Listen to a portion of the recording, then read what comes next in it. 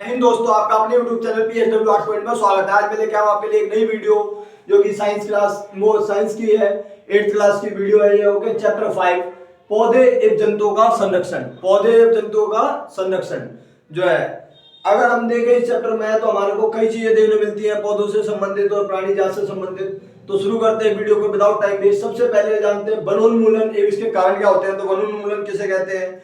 आपने देखा होगा भारत में बहुत से राष्ट्रीय उद्यान है, जैसे काजीरंगा राष्ट्रीय उद्यान है, लोकचाव वन्य जंतु निकोबार बायोस्फीयर रिजर्व है। तो बहुत से बाघ संरक्षित रिजर्व भी है। तो वनोन्मूलन की बात करें तो वनोन्मूलन होता क्या है? ये मानव जाति के अस्तित्व एक भली प्रकार से रहने के लिए आवश्यक होते हैं। आज इन जीवों के अस्तित्व के लिए वनोन्मूलन एक बड़ा खतरा है।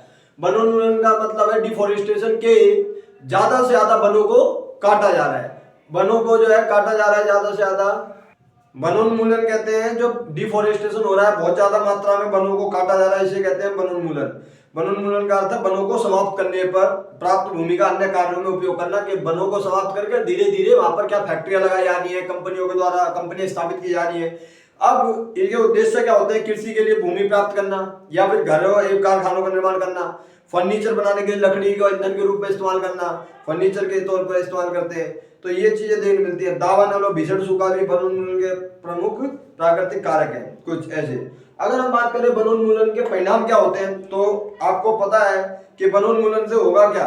पृथ्वी पर तापमान और प्रदूषण के स्तर में वृद्धि होगी। बहुत ज्यादा तापमान बढ़ता जाएगा, क्योंकि वन नहीं रहेंगे तो वर्षा भी नहीं होगी। वर्षा नहीं होगी तो टेम्परेचर जो है अप होता जाएगा। इससे वायुमंडल में कार्बन डाइऑक्साइड का स्तर भी बढ़ता जाएगा और भूमि जल का जो स्तर है वो कम होता जाएगा। अब आप देख रहे होंगे पहले बहुत नीचे ज्यादा हमारे को बोरिंग नहीं करनी होती थी, समरसेबल वगैरह लगाना होता था, पानी आ जाता था 50 फीट पे ही। लेकिन आज के टाइम पे अब 100 मीटर 180 मीटर तक की खुदाई करते हैं, उसके बाद भी पानी नहीं निकल रहा। उसका रीजन क्या है? कि जो भूमि का भौमजल स्तर है वो डाउन हो गया है, भौमजल स्तर में कमी आई है, निम्नीकरण हुआ है। और वनोन्मूलन से प्राकृतिक संतुलन भी प्रभावित होगा, कि पूरा जो प्राकृतिक संतुलन था वो भी बिगड़ जाएगा। रही बात इसकी कि धीरे धीरे हमने देखा एसिड रेन भी होने लग गया है वर्षा में। जो हम देखते हैं कि अभी अम्लीय वर्षा होती है, ताजमहल का रंग पीला पड़ते जा रहा है जो सफेद मार्बल है। और अम्लीय वर्षा के कारण क्या है? स्किन कैंसर से रिलेटेड प्रॉब्लम्स जो है डेवलप हो रही है बहुत ज्यादा। और प्रकाश संश्लेषण के लिए हम पौधों को भोजन बनाने के लिए कार्बन डाइऑक्साइड की आवश्यकता होती है। कम वृक्षों का अर्थ है कार्बन डाइऑक्साइड के उपयोग में कमी आना, कि कार्बन डाइऑक्साइड भी कम मिलेगा, क्योंकि पौधों के द्वारा कार्बन डाइऑक्साइड छोड़ा जाता है और वो ऑक्सीजन जो है वो ऑक्सीजन छोड़ते हैं और कार्बन डाइऑक्साइड लेते हैं। जब कार्बन डाइऑक्साइड लेंगे नहीं तो फिर पौधे छोड़ेंगे क्या? ऑक्सीजन भी नहीं मिलेगा हमारे को, ऑक्सीजन की कमी आएगी। हम जैसे दिल्ली जैसे शहर में रह रहे हैं तो एक चैम्बर है ये गैस का, जहाँ पे हम आए दिन कम से कम 20 सिगरेट पी जाते हैं। जो इंसान सिगरेट नहीं भी पी रहा वो भी 20 सिगरेट का धुआं एक तरीके से अपने शरीर में ले रहा है। और अगर दिल्ली वालों का फेफड़े देखे जाए और एक हिमाचल के व्यक्ति के देखे जाए तो दोनों में जमीन आसमान का अंतर होगा। रीजन यही है कि बहुत ज्यादा मात्रा में प्रदूषण हो रहा है दिल्ली में। और देखा है आपने सर्दियों के टाइम पे जो फॉग टाइप का आ जाता है, कहते हैं प्रदूषण है, जो AQI है एयर क्वालिटी इंडेक्स, वो कितना आप चला जाता है, क्योंकि कार्बन डाइऑक्साइड पृथ्वी द्वारा उत्सर्जित ऊष्मीय विकिरणों का प्रग्रहण कर लेती है। और इसी कारण से पृथ्वी के ताप पर वृद्धि के जल चक्र का संतुलन बिगड़ता है। वाटर जो पूरा साइकिल है वो बिगड़ जाता है, वाटर साइकिल। और वर्षा जल में कमी आती है, जिसके कारण क्या होता है? सूखा। तो सूखे की स्थिति बन जाती है जहां पर बिल्कुल ही पानी नहीं पड़ता। और मरुस्थलीकरण क्या होता है? तो जब मृदा है जो ह्यूमस की कमी हो जाती है मिट्टी में तथा इसकी उर्वरता भी अपेक्षाकृत कम होती है, तो धीरे धीरे उर्वर भूमि मरुस्थल में परिवर्तित हो जाती है, पूरा रेगिस्तानी क्षेत्र बन जाता है। उसे कहते हैं मरुस्थलीकरण। क्या? मरुस्थलीकरण।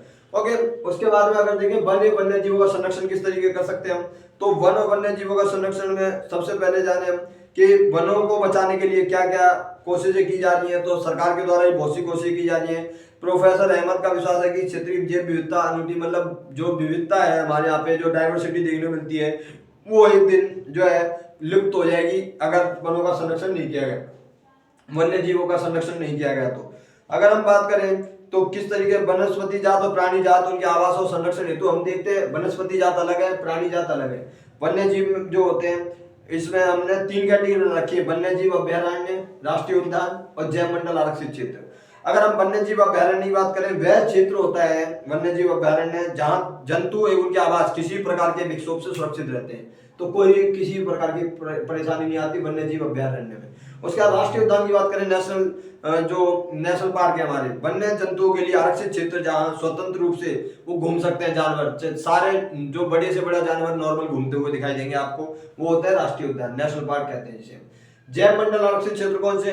वन्य जीवन, पौधों और जंतु संसाधनों उस क्षेत्र के आदिवासियों के लिए पारंपरिक ढंग से जीवन यापन हेतु विशाल संरक्षित क्षेत्र, कि वहां के आदिवासी जो व्यक्ति होते हैं वो उसका इस्तेमाल कर सकते हैं अपने स्वतंत्र रूप से, और उन पे किसी प्रकार का कोई भी वो दबाव नहीं डाला जाएगा, तो वो होते हैं जैव मंडल आरक्षित क्षेत्र के, उन्हीं के लिए वो आरक्षित है। अगर हम बात करें जैव मंडल आरक्षण की, कि जैव मंडल आरक्षण होता क्या है, तो जैव मंडल आरक्षण की बात करें तो इसमें क्या है, जैव विविधता के संरक्षण के लिए अगर हम बात करें तो हमारे को देखने को मिलता है। जैव मंडल आरक्षण का मतलब क्या है? जैव मंडल आरक्षण का उद्देश्य यह है कि जैव विविधता के संरक्षण को बनाया जा सके। जैसा कि आप जानते हैं जैव विविधता का अर्थ है किसी क्षेत्र विशेष में पाए जाने वाले सभी पौधे, जंतु और सूक्ष्म जीवों की विभिन्न प्रजातियां, कई स्पीशीज पाई जाती है पौधों की, जंतुओं की, सूक्ष्म जीवों की, माइक्रो ऑर्गेनिजम्स की, तो उसे हम कहते हैं जैव मंडल। ओके, जैव मंडल आरक्षण, और इनकी जरूरत क्या है, किसी क्षेत्र का जैव मंडल आरक्षित क्षेत्र उस क्षेत्र की जैविक विविधता और संस्कृति को बनाए रखने में सहायक होती है। किसी जैव मंडल आरक्षित क्षेत्र के अंतर्गत अन्य संरक्षित क्षेत्र भी हो सकते हैं, जैसे पंचमढ़ी जैव मंडल आरक्षित क्षेत्र में सतपुड़ा नामक जो राष्ट्रीय उद्यान है वो भी आता है, बोरी, पंचमढ़ी नामक 2 अन्य वन्य जंतु अभ्यारण्य भी शामिल है। इस तरीके से हम देखते हैं हमारे को देखने मिलता है। उसके बाद बात करें वनस्पति जात और प्राणी जात में अंतर क्या है, तो वनस्पति जात आपको पता है किसी विशेष क्षेत्र में पाए जाने वाले पेड़ पौधे उस क्षेत्र के वनस्पति जात कहलाते हैं, जो भी वनस्पतियां, पेड़ पौधे, फूल इत्यादि, और जीव जंतु जो पाए जाते हैं उन्हें हम प्राणी जात कहते हैं। पूरी जीव जंतु में कौन कौन से जानवर पाए जाते हैं, सारी चीजें वो जो आ जाएंगी वो प्राणी जात में आ जाती है।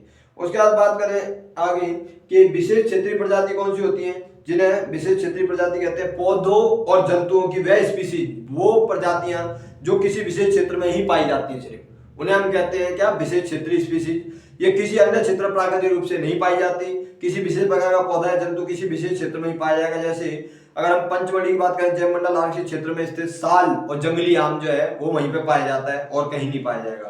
देखा कर, इसे हम कहते हैं विशेष क्षेत्रीय वनस्पति। ओके, ये इस तरीके का उदाहरण है। अगर हम गिलहरी की बात करें, इस क्षेत्र जो विशाल गिलहरी है, भारतीय विशाल गिलहरी तथा उड़ने वाली गिलहरी इस क्षेत्र के विशेष क्षेत्रीय प्राणी है जो वहां पर देखने को मिलते हैं हमारे को। तो ये एक विशेष क्षेत्र में पाई जाने वाली जो प्रजातियां होती है उन्हें हम कहते हैं विशेष क्षेत्रीय प्रजाति। उसके बाद हम बात करें हम वन्य प्राणी अभ्यारण्य क्या होता है, तो वन्य प्राणी अभ्यारण्य वो होता है जहां वन्य प्राणी जंतु सुरक्षित और संरक्षित रहते हैं।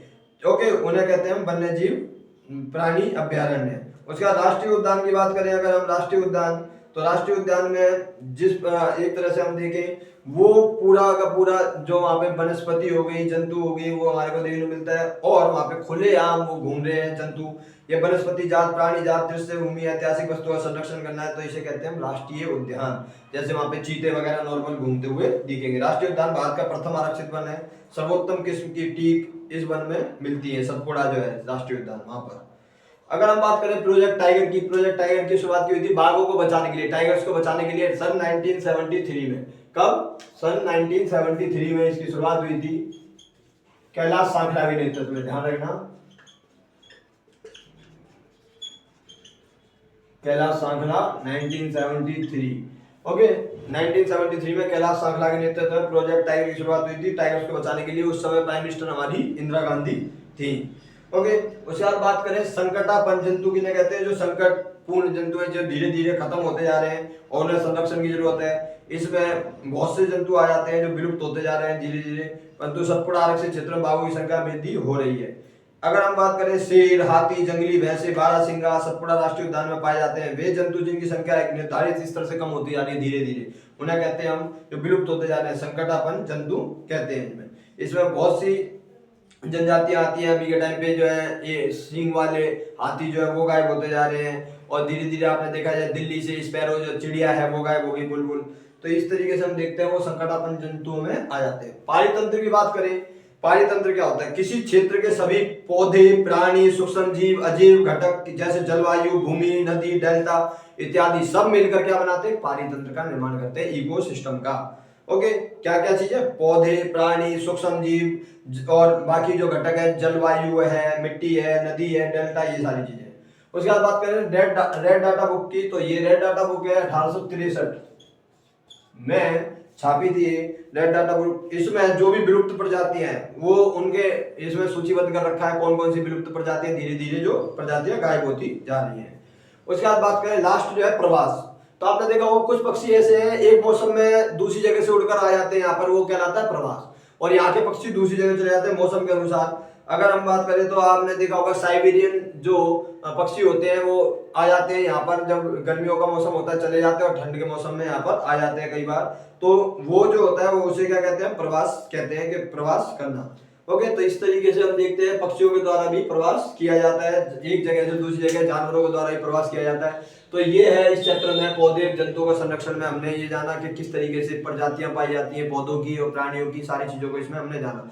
तो ज्यादा से ज्यादा इस वीडियो को शेयर करो और पिछली वीडियोस को जाके आप चैनल पे देख लेना, और चैनल को सब्सक्राइब जरूर करो ताकि आने वाली वीडियोस की आपको नोटिफिकेशन मिल सके और अच्छी नॉलेज मिल सके, क्वालिटी एजुकेशन आपको प्रोवाइड हो सके। तो ज्यादा से ज्यादा वीडियो को शेयर करना, चैनल को सब्सक्राइब करो, बेल आइकन को प्रेस करो ताकि आने वाली वीडियोस की नोटिफिकेशन आपको मिल सके। तो थैंक यू गाइस, जय हिंद, जय भारत।